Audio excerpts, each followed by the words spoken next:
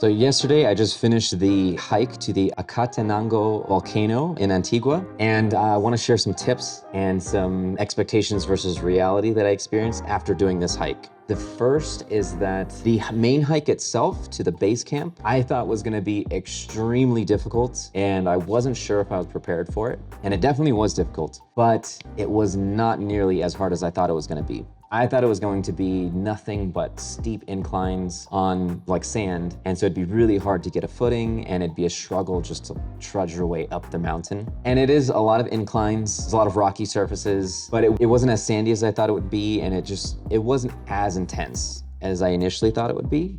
So that was a pleasant surprise. However, the other two hikes that you can do, which is the hike to get closer to the volcano called El Fuego, that's the one that you do after you reach your base camp and before you eat dinner. That's usually an optional hike. And the sunrise hike, so you spend the night on the mountain and then before sunrise at like 4 a.m., you hike up to the peak of Acatenango.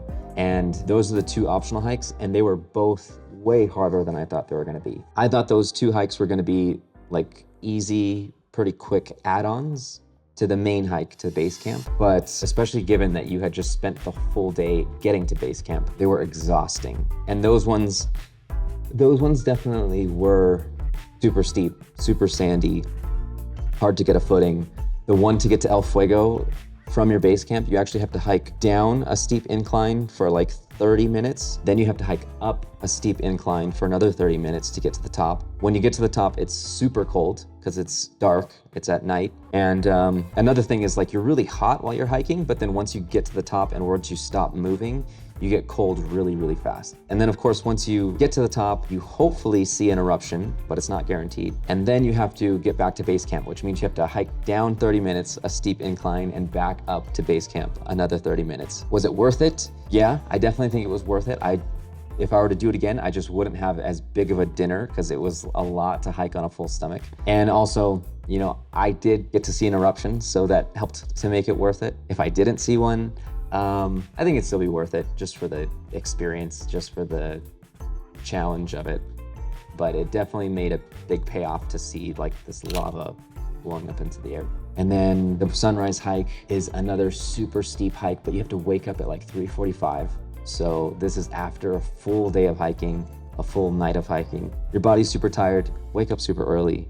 Then you go up this really steep incline. It's extra sandy to get up there. Once you do get up there, it's amazing because it's like full panoramic view of, I think like 5 or 6 volcanoes. And it's incredible. It's a little bit surreal actually, but the hike was like, especially when I'm half asleep, I was kind of feeling like maybe it wasn't going to be worth it to do that until I got to the top. So it was super difficult. And then when you come down, it's so sandy that every step that you take, you kind of slide forward a couple feet, and it's almost like you're skiing coming down the mountain. If you have bad knees, if you're not up for a really difficult like cardio exercise, a really intense cardio exercise, then it might not be the best thing, and you may be better served just like chilling at base camp and watching the volcano from there, because you can still see it from there. But it's, yeah, it was super challenging. So the hikes were like, the expectations that I had were different than the reality. Shoes, I was concerned that the shoes that I was wearing were gonna be inadequate because I just have like basically running shoes that have been pretty worn down over time, so they didn't have a lot of tread on them. Since this trip was so last minute for me, I didn't prepare ahead of time. I didn't get proper hiking shoes. I didn't want to buy proper hiking shoes because there wasn't enough time to break them in, and it can be worse to do this crazy hike in brand new shoes. So I wore these, and overall, actually, you can do it in like running shoes. Even if you had regular hiking shoes, you'd still be sliding everywhere on the sand, and it would maybe make things a little bit easier, but overall, I think you'll be fine. And then the sticks, I've never used hiking sticks before, but super glad that I rented them. You're on a slope, one way or the other, like almost the whole time. So having 2 hiking sticks definitely came in handy. Things that I would do differently if I were to do it again for that night hike, I just wouldn't eat a huge dinner because I was kind of feeling sick walking up to get to El Fuego.